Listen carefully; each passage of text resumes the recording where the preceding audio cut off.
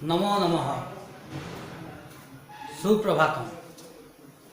आज आम आलोचना करवा नवम श्रेणीर संस्कृत विषय नीतिवाणी। आगर आम आलोचना करथिना श्लोक नंबर 1 से समय मु नीतिवाणी विषय बिंदु टिके बुझेइथिली। वर्तमान विषय बिंदु छाड़ी कि आम सीधा श्लोक नंबर 2 रे पहुँचवा।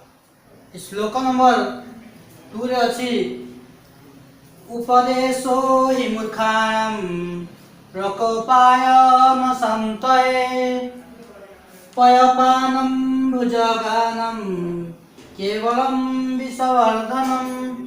एपरि स्वर रे आपण माने गान करि पारिबे।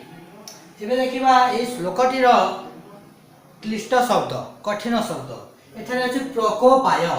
प्रकोपायर अर्थ होची क्रोध निमंते, शांतये शांति पाई, भुजगानाम सर्प मानकर, पयः दुग्ध बा क्षीर, विषवर्धनम विष वृद्धि कारक। यार अर्थ बुझिबा को गले हम जानिबा जे उपदेश ही मूर्खाना मूर्ख अर्थात जो माने ईश्वर को विश्वास करंती नाही, ईश्वरंकर सत्ता को मानंती नाही, से मानकु मूर्ख बोली कहा जाए।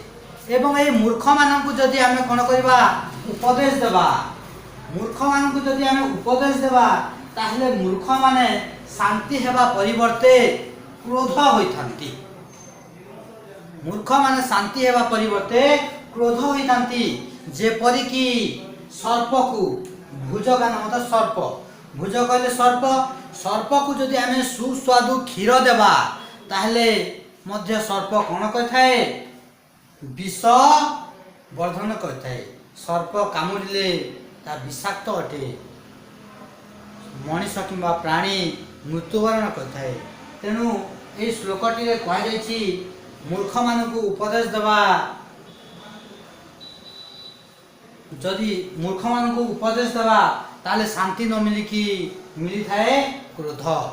जेपरिकी साप को सुस्वाद क्षीर देले मध्य ताहा साप विषवर्धन करिथाए। ठीक से परी आमे आलोचना करबा श्लोक नंबर 3।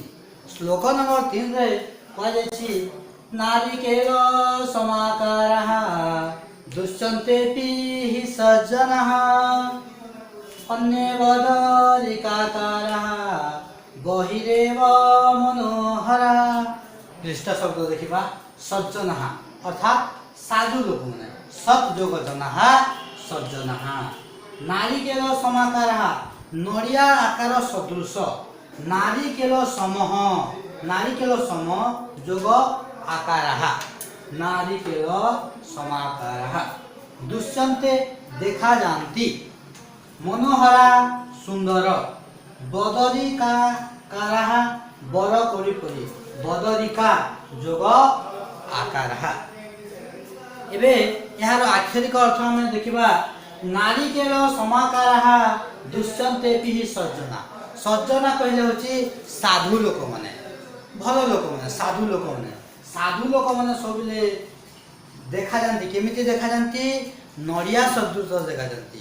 नड़िया जेपरी ऊपरे तार कता थाए, टाण थाए, ताकू फाड़िले ता भितरे पुणी एक कठिन टाण थाए, कोभर थाए, ताकू जिते बेले आमे फाड़ी देबा भितरे सुस्वादु नड़िया एवं नड़ियार पानी थाए।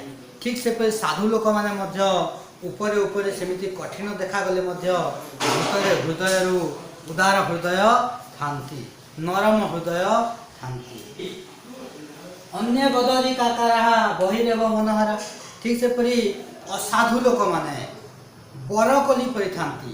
बरकोली जेमिति ऊपरे चिकन थाए किंतु भितर ता मंजीटा टाण थाए, ठीक से परी असाधु लोक माने मध्य ऊपरे चिकन देखा जानती, भल कथा कहती किंतु भितरे टाण थांती।